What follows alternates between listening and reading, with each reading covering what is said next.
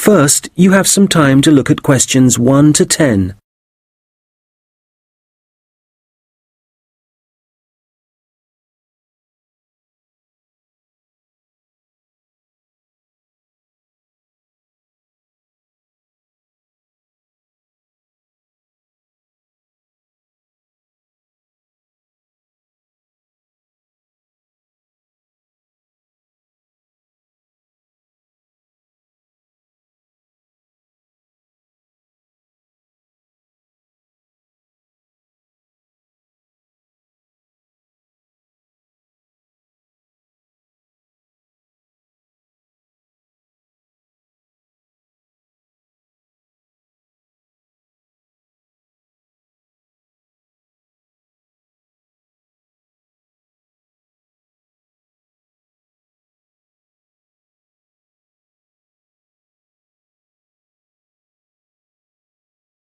Fairfield Rentals, Andrew Williams. How can I help you? Oh, hello. I'm calling from the UK. My family are moving to Canada early next year, and we're hoping to find somewhere to rent in Fairfield for the first 6 months while we settle in. Right, I see. Well, let's get your details. Yes, my name's Jane Ryder. Okay, Jane. And can I have a phone number? The best number to get you on.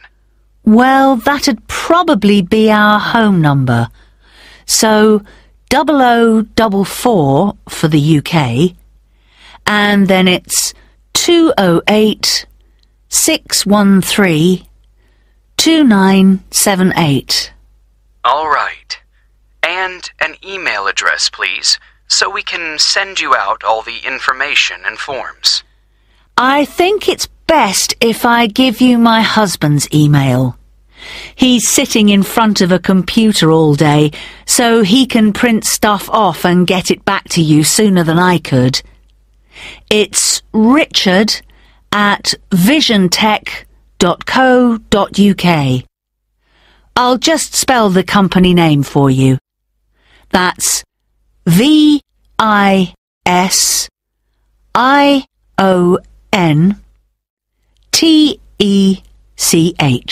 Great.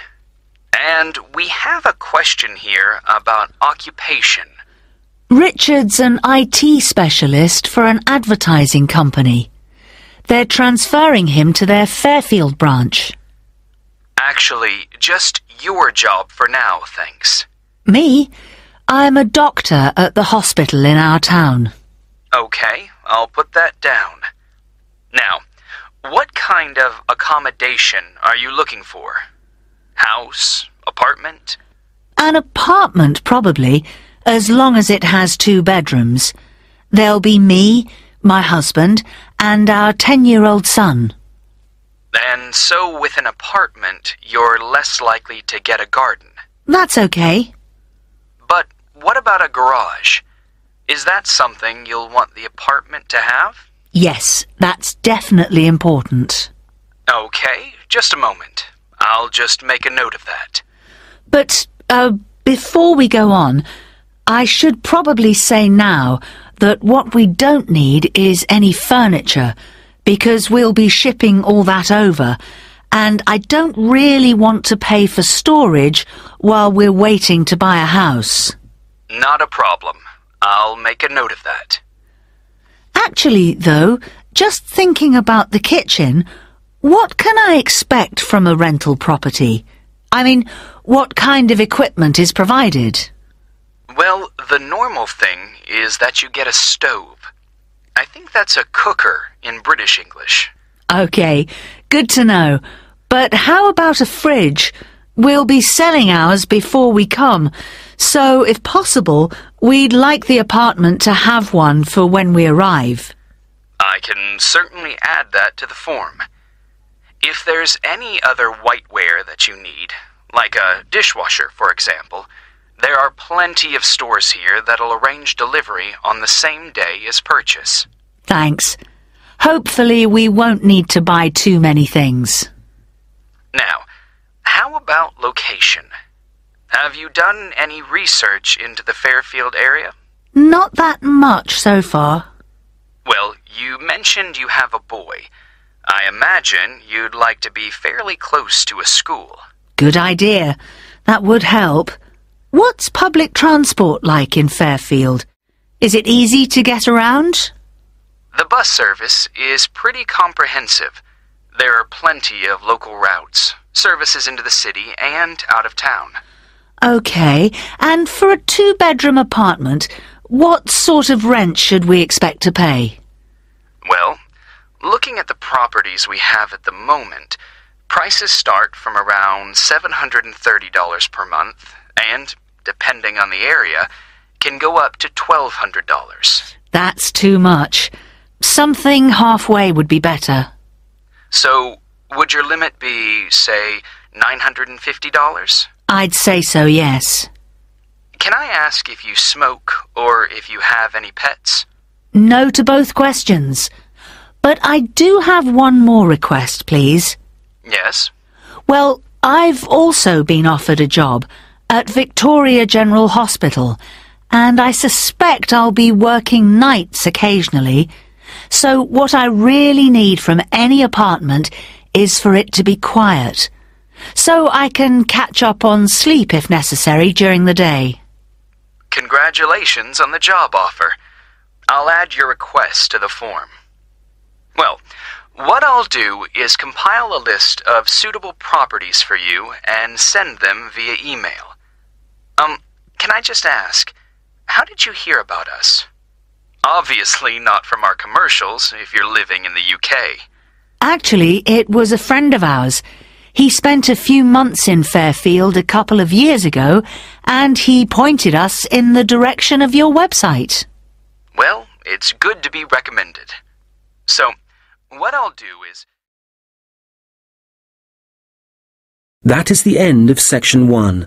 You now have half a minute to check your answers.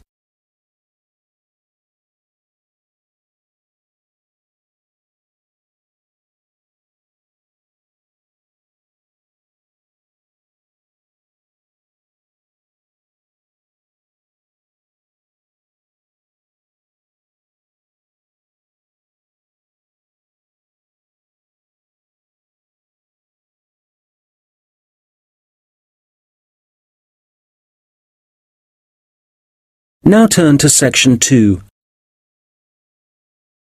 You will hear a police officer giving advice on protection against local crime. First, you have some time to look at questions 11 to 15.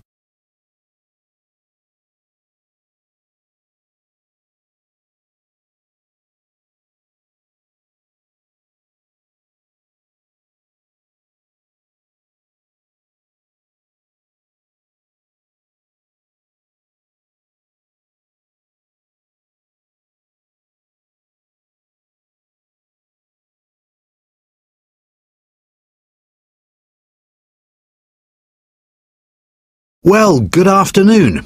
I'm Constable James MacDonald, and as you may know, I'm the community police officer for the local area. That means that, as part of my job, I try to get out in the community as much as possible, talk to the people that live in this neighbourhood, people like yourselves, and make sure there's an effective level of communication between the public and the police, hence the reason for this meeting. There have been several burglaries in the area in the last few weeks, and I'd like to talk about ways you can keep your home and property safe. So I'd suggest that a good way to start is by talking to your neighbours and exchanging contact details with them. This will allow you to get in touch immediately if there's anything suspicious happening next door. Then make sure you have a good discussion about the best course of action to take in case of emergency. Make sure everyone is clear about what to do and who to call. If you plan ahead, this will prevent uncertainty and even panic should anything happen later. Another thing that I would advise you to do is always leave your radio playing, even when you go out. And if you keep your curtains closed, burglars are less likely to try and break in because they can't be sure whether someone's home or not. Now, none of us want to be in the situation where we can't get into our own home, But do take time to think where the best and safest place is to leave your spare keys. Putting them under the doormat or anywhere near the front door is just asking for trouble. You'd be surprised how many people actually do this, and it makes life really easy for burglars. All these things will help keep your community safe and will cost you nothing. However, if you are going to spend some money, what I'd recommend more than anything else is that you invest in some well-made window locks for your house. This will give you peace of mind. Before you hear the rest of the conversation, you will have some time to look at the questions 16 to 20.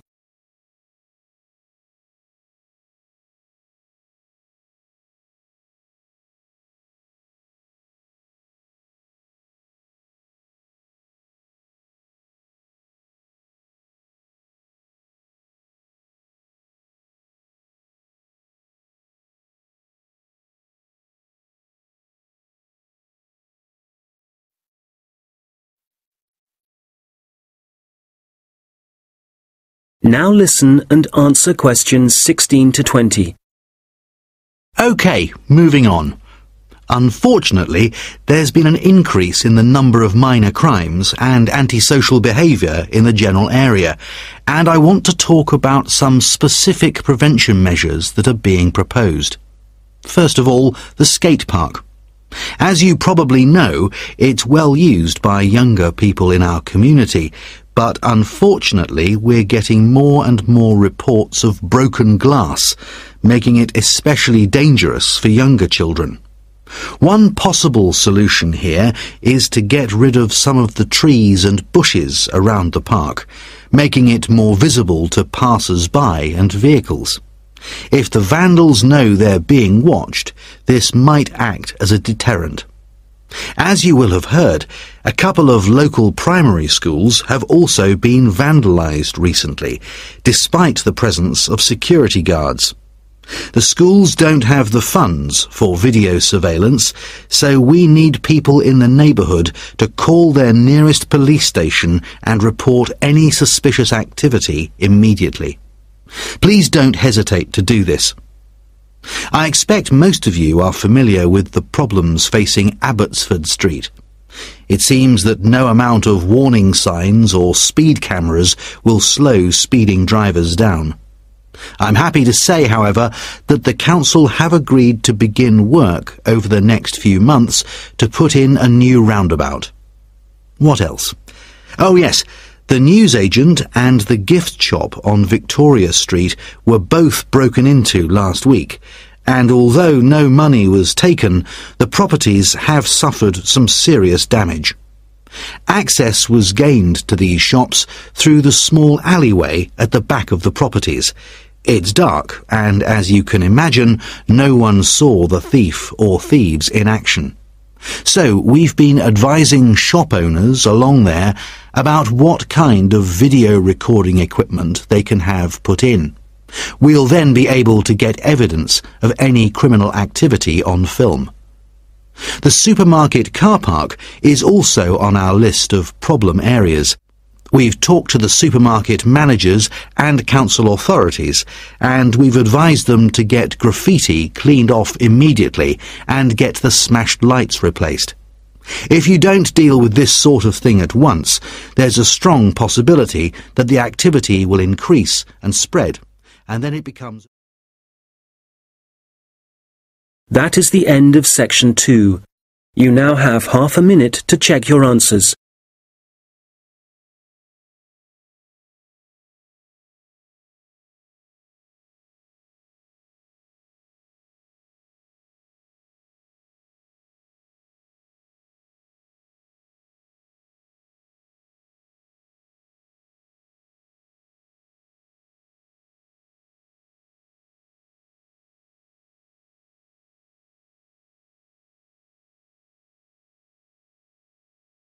Now turn to section 3.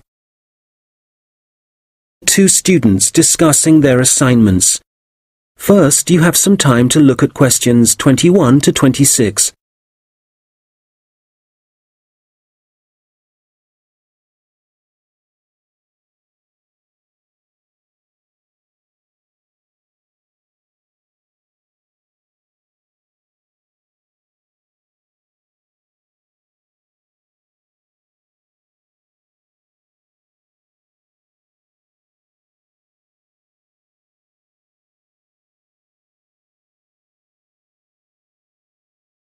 Hi, Mike. How's it going?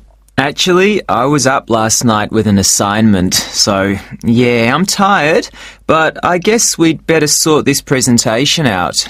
Well, we've done enough background reading, but I think we need to organise exactly what we're going to say about biofuels during the presentation, and the order.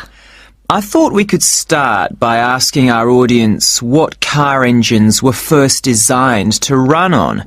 Fossil fuels or biofuels? Nice idea. Yes, when most people think about cars and fuel, they think about all the carbon dioxide that's produced, but they don't realise that that wasn't always the case. You're probably right.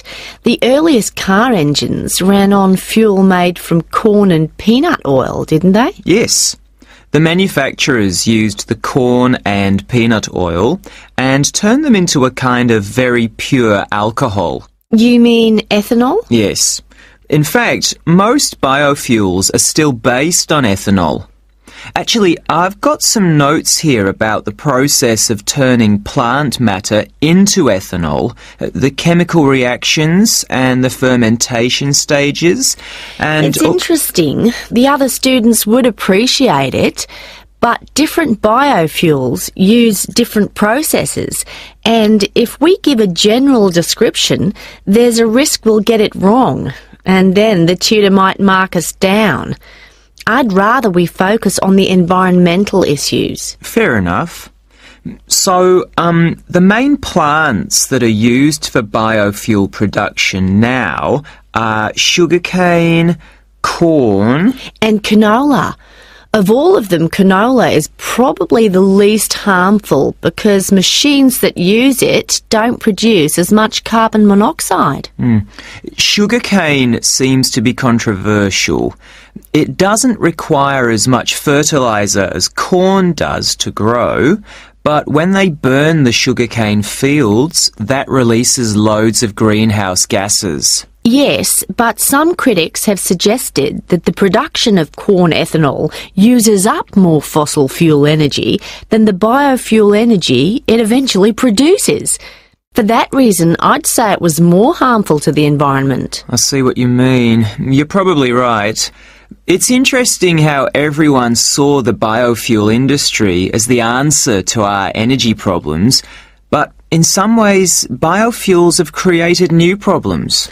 Well, in the USA, I wouldn't say that farmers are having problems. The biofuel industry, for them, has turned out to be really profitable. I think, though, that even in the USA, ethanol is still only used as an additive to gasoline or petrol. The problem is that it still has to be transported by trucks or rail because they haven't built any pipelines to move it. Once they do, it'll be cheaper, and the industry might move forward. That'll have to happen one day. At least the government are in favour of biofuel development. Yes, but Brazil's probably in the lead as far as biofuels are concerned. They've got to the point where they don't need to import any oil now. Which is great. And the industry in Brazil employs a huge number of people. But is it sustainable? I mean, as the population grows and there are more vehicles on the roads and there's more machinery, surely they can't depend so much on sugarcane. At some point, there has to be a limit on how much land can be used for sugarcane production.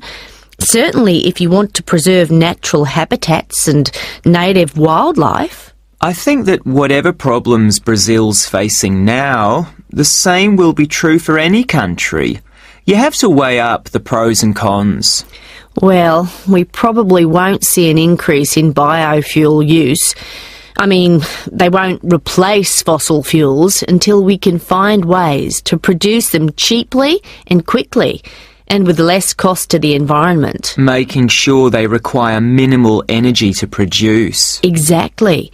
And in a way, that means they have to cost less than fossil fuels, certainly when you're filling up your car. Yes, and whatever other kind of engines use fossil fuels at the moment.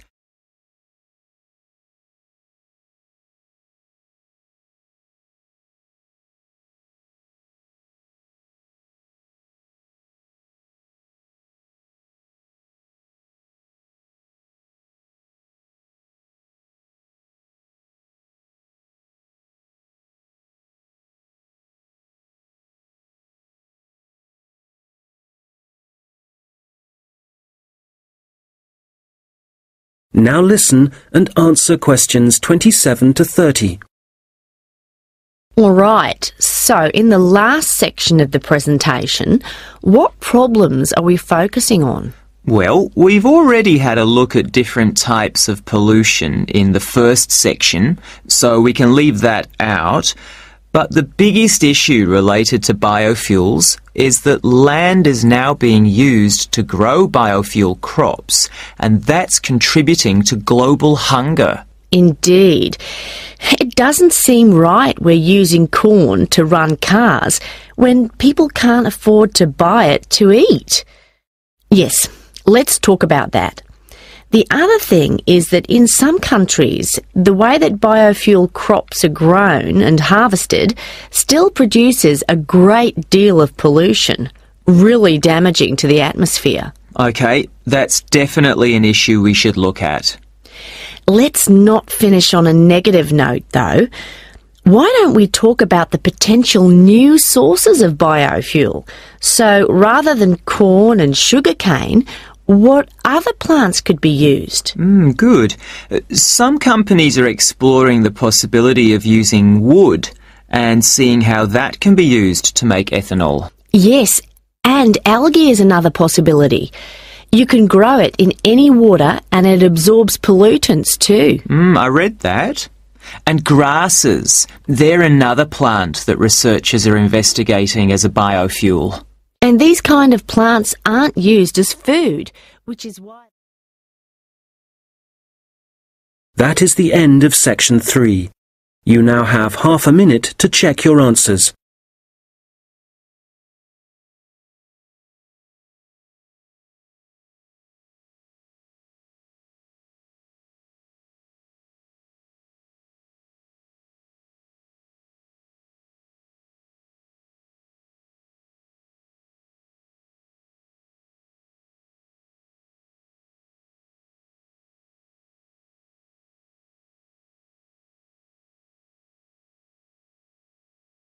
Now turn to section 4. You will hear a lecture about how technology affects human interaction. First, you have some time to look at questions 31 to 40.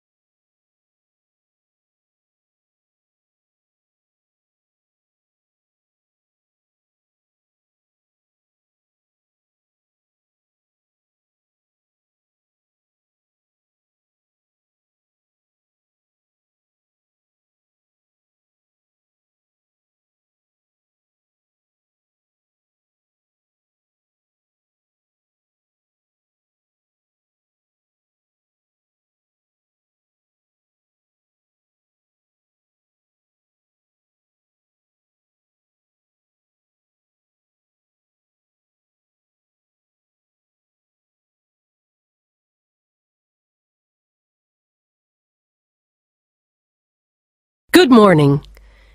Today, we're thinking about the way that technology is influencing our social structures and the way we interact with one another. Humans, as we know, have always lived in groups. Without this arrangement, our species would have died out long ago. But now, the way we see and define our group is changing.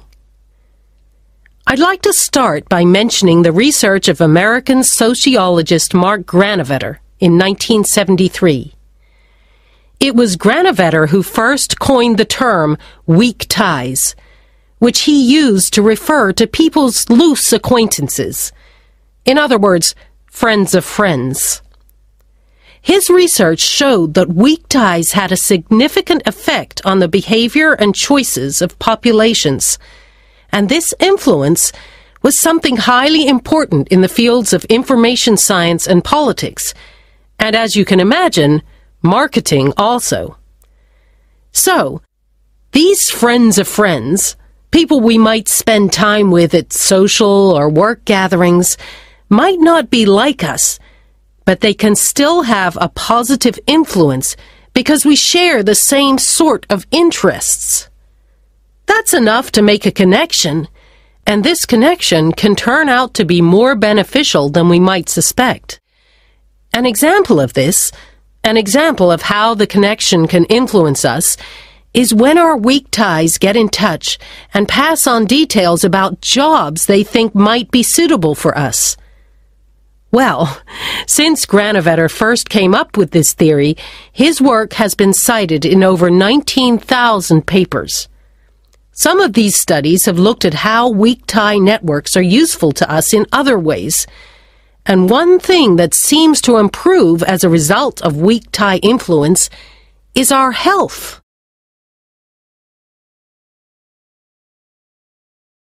Today, our number of weak tie acquaintances has exploded due to the Internet, to the phenomenon of online social networking. This is still a relatively new way of communication, something that has a huge amount of potential. But also, as with any invention, it brings with it a new set of problems. Let's start with the benefits. Without question, online social networking allows us to pass on the latest news, to be up to date with local and global events, and for many, this information comes from sources more trustworthy than local media. So this is one clear point in favor of online social networking. I know that it's also being used by students as a means of increasing their chances of success in the way that lecture notes can be shared and ideas discussed. I think, personally speaking, that we need some further research before we can definitively say whether it helps or not.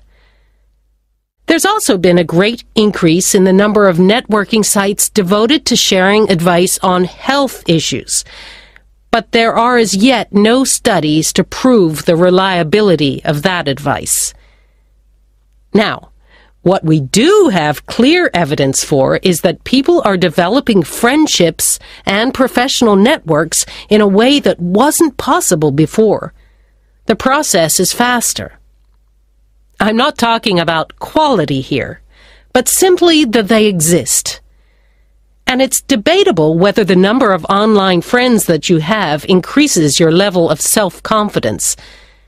That's perhaps an area of research some of you might be interested in following up. Turning to the problems, there are any number of articles connecting online activity to falling levels of physical fitness. But it's too easy to blame the Internet for our social problems. The poor grades of school children are also frequently linked to the time spent on social networking sites. But it would be naive to believe there are no other contributing factors. One real concern, however, is the increase in the amount of fraud, where, for example, people are using the personal data of others, which they've put online, for criminal purposes. This kind of activity seems likely to continue. And then, certainly for employers, online social networking sites have provided a great time-wasting opportunity, reducing productivity like never before, and I doubt they can put a stop to this habit, no matter what restrictions are in place. We'll come back to these issues in a minute, but I'd like to say something about the theories of Robin Dunbar, an anthropologist at Oxford University. Dunbar has found that the human brain has evolved in a way that means we can only give real attention to a particular number of people. 150, apparently. So, for example, if the number of friends on your online network is greater than that, according to Dunbar, this would imply the relationships are only superficial. Dunbar is not against online relationships, but he maintains that face-to-face interaction is essential for the initial creation of true friendship and connections. He's concerned that for young people, if their only experience of forming relationships is online, this doesn't allow them to form the ability or acquire the strategies for maintaining relationships. For example, in situations where negotiation or diplomacy is required, or where it's essential for